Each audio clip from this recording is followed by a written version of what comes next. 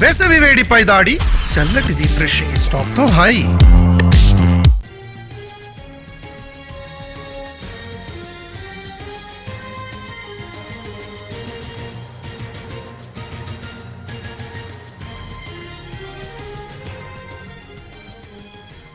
మాజీ మంత్రి కేటీఆర్ మరోసారి సంచలన వ్యాఖ్యలు చేశారు. కాళేశ్వరంపై నిజానిజాలు త్వరలోనే తెలుస్తాయన్నారు. కాంగ్రెస్ వాళ్లే బాంబు పెట్టి పిల్లర్లు కూలగొట్టి ఉంటారని అనుమానం వ్యక్తం చేశారు.